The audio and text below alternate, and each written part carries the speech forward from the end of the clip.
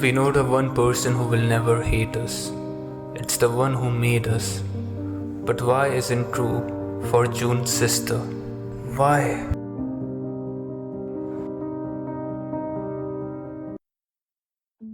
I was 10 years old. Before we left for school that morning, my sister and I got into a fight at a dining table. June was a bag of temper. She flared up at every little thing. May, go put back those books you littered the floor with back on the shelf when you are done eating, Mum said rather coldly. She didn't even look at me. I asked myself a question that every child going through what I was going through had probably asked themselves. I asked that question often those days, almost every day. Was I adopted?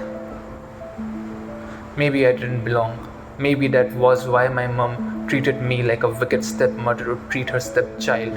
Sometimes I saw myself as Cinderella, so I tried not to take things too hard, hoping one day it would change for good.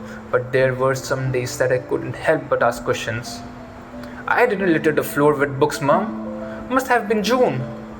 She was the one who had friends over yesterday because of an English project or something. I said. It wasn't me, June said, giving me a nasty stare. June wasn't like those nasty stepsisters in the Cinderella movie.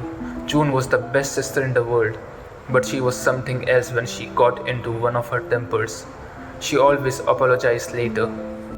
Then who? I asked. It wasn't me, she repeated slowly and through gritted teeth.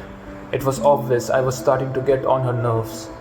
Okay, let's do a little math. It's not me, definitely not Mum, that leaves you, so you're cleaning it up, I said, messing with her. June was quiet. She looked like she was about to explode. I stuck out my tongue at her to further annoy her, but I wasn't expecting what happened next. June flung the cup of hot water Mum had just poured from the kettle at me. It was scalding hot. It must have been the excruciating pain because I never meant the words that came out of my mouth next. Geez, June, I wish you'd just die. You're a terrible person. I ran to the freezer for some ice and I placed it on my neck where it hurt to ease the pain. I prayed it didn't blister later. I closed the freezer door and turned to go back to my seat at the dining table when I felt a blinding slap across my face. For the next few seconds, which felt like forever, I was dazed. The ringing in my head sounded like the static that our church microphones produced, that I hated so much. When I was finally able to think straight and open my eyes, Mum was standing in front of me. Her glare could have done more damage than a laser beam. If you ever say something like that again, she said and walked away. She didn't seem to care that June had just thrown hot water on me. She didn't care if I was hurt. I started crying. If you combine both the pain in my neck and the one across my face, they were nothing compared to the hurt I felt that my mother didn't really care about me. I started heading for my room, but Mum said, "Go put those books back on the shelf, May." June was Mum's favorite, but me? I always felt like an outsider whenever I was around her. I tried to figure out why, but that, it seems, would always be a mystery. I'm now 27 and I still don't know why my mom was cold and unaffectionate towards me. She died 6 months ago. She took my answer with her to her grave. June. June died that day, 17 years ago, on the playground during recess. It makes me laugh every time I think about it. It was just like a movie. Because shit like that happens only in horror movies. June was on the swing. I watched as her friend Maggie pushed the swing so hard that it went back and forth. I was sitting far away. It should have been me pushing the swing, not Maggie. It happened so fast, in a heartbeat. One of the chains broke where it was joined to the bar overhead and June was on the ground. I never took my eyes off her as I ran towards her, and I wondered why she wasn't moving. That swing, it was as sturdy as anything I had ever seen, but it broke and June fell, breaking her neck. She died immediately. Mum became a complete stranger to me afterwards. June's death sort of killed whatever little warmth she probably had for me.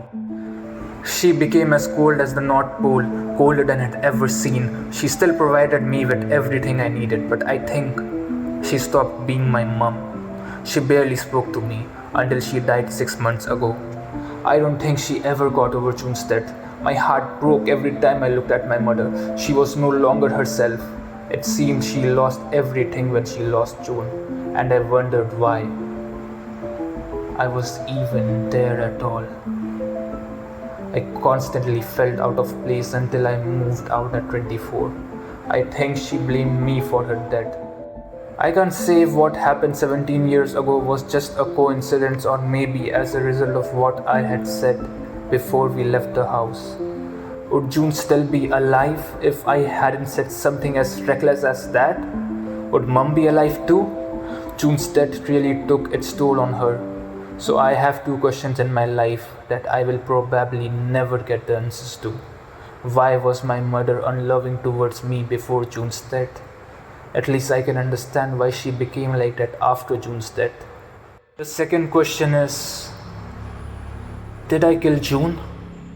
This is Pristine Red, and you have been listening to one of the intriguing stories from the Compilation of Mysteries by Walter Wayne. If you want to read more stories like this, then check out the link in the description. Also, there are 4 magic spells on YouTube, which you must perform to motivate us. And that's no mystery. So like, share, comment and subscribe for more content like this.